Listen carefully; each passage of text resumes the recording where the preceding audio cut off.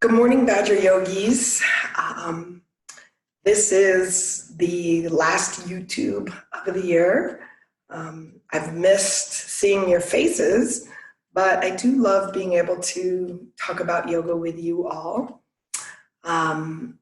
Today I'm going to talk to you about sahasrara chakra. Sahasrara means the 1,000-petaled lotus. This chakra is said to hover right over your head. And when you have opened, balanced, worked with, understood all of the different energies, Muladhara chakra, earth chakra, I have Svadhisthana chakra, the emotional, watery realm, Manipura chakra, the realm of yourself, understanding yourself, self-esteem, fiery transcendence.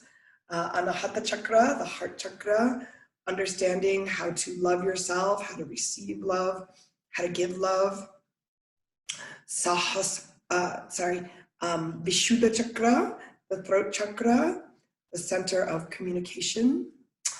Ajna chakra, third eye chakra, how to see beyond normal reality.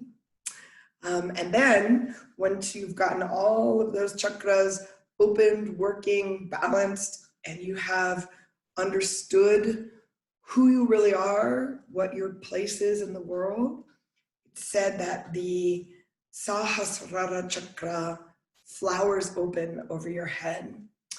It is said to be 1,000-petaled lotus that opens and then covers you.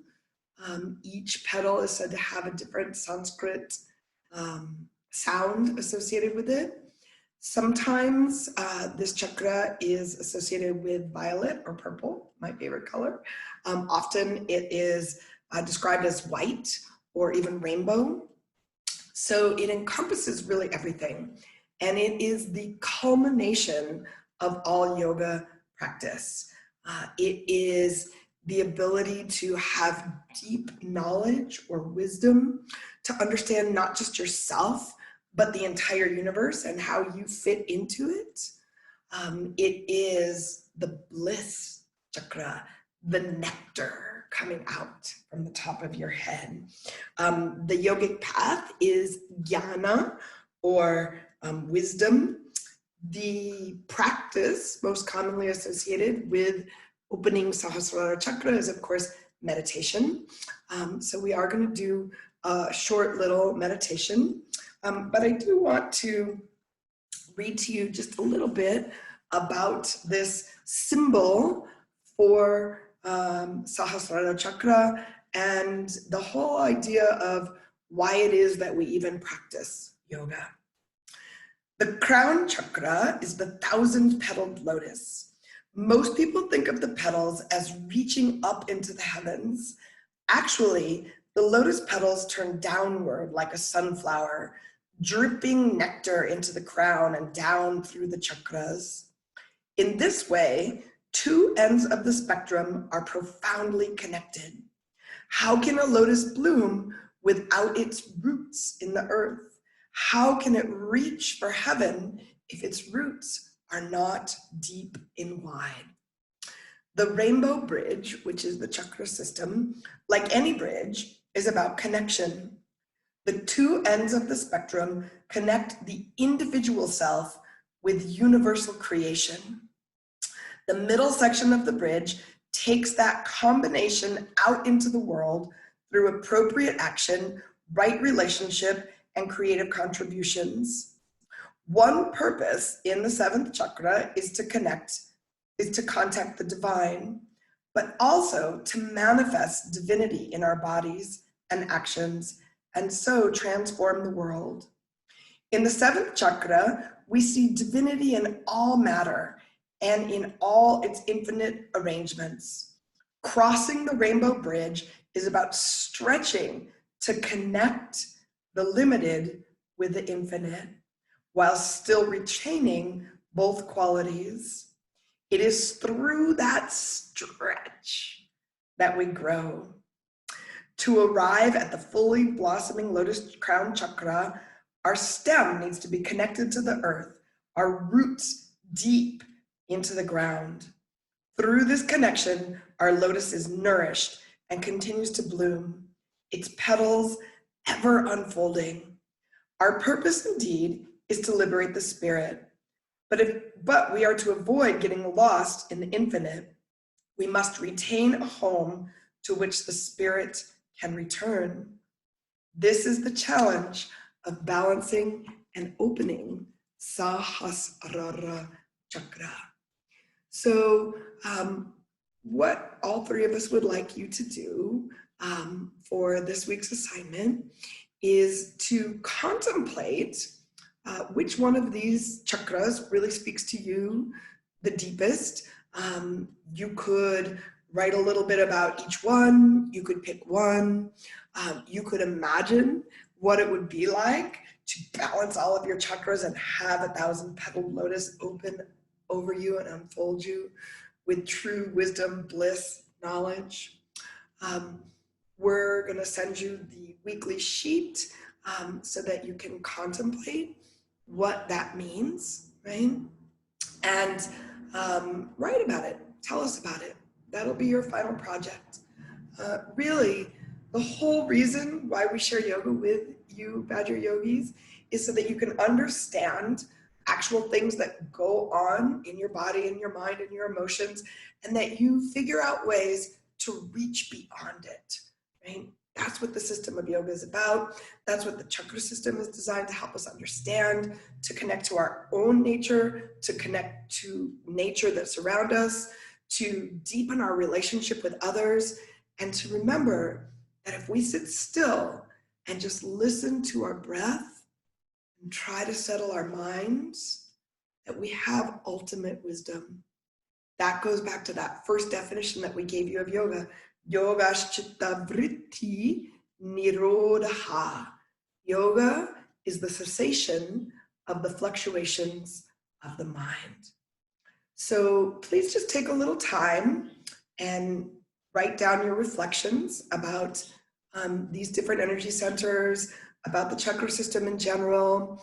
And if you could send that to us by next Wednesday, a week from today, that'll be your last yoga assignment. I will be doing a Zoom class tomorrow morning at 10, Thursday morning at 10. Ms. Hoflinger will be doing one more on Friday at 1:30. And before I sign off, I think it would be really lovely to do a really short meditation. So I'd like you to come on up to sit as tall as you can. Let your shoulders drop down, encourage your heart to lift. Pull the top of your skull upwards. This is the place where sahasrara chakra opens out and unfurls you in this beauty of 1,000-petaled lotus. Close your eyes. And of course, come back into your breath. So envision your spine lengthening up as if it were the stem to a beautiful lotus. Feel the energy coming up through your spine. Allow it to lengthen. Relax your face. And then very slowly, gracefully, beautifully, with your mind's eye, start to imagine a lotus sprouting out of the top of your head. And just start to see each one of its many petals beginning to open. First stretching up towards the sky and then slowly dropping down around your whole body. Just watch as this lotus unfurls and begins to drop its beautiful petals down upon you.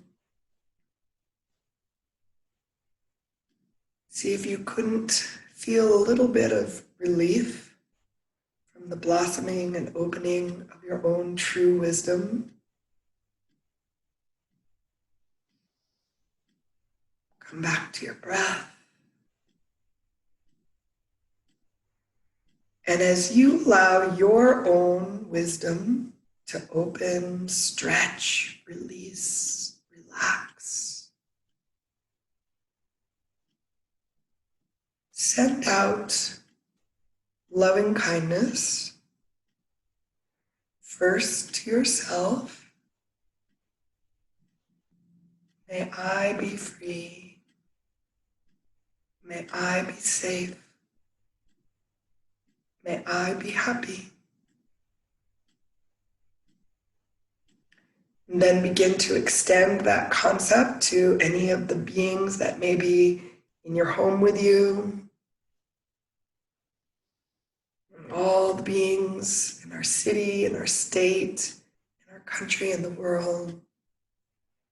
Just imagine that you being able to lengthen your spine, relax your face, and come back into your breath helps you to free not only yourself, but all beings everywhere.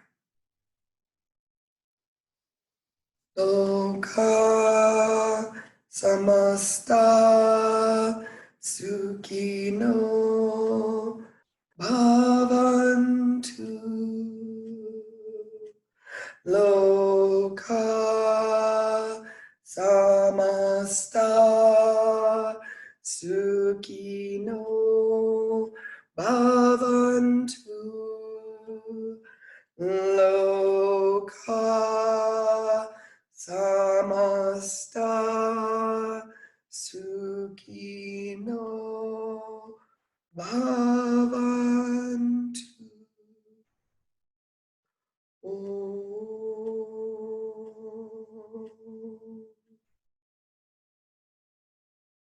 Bye, yogis. Take care.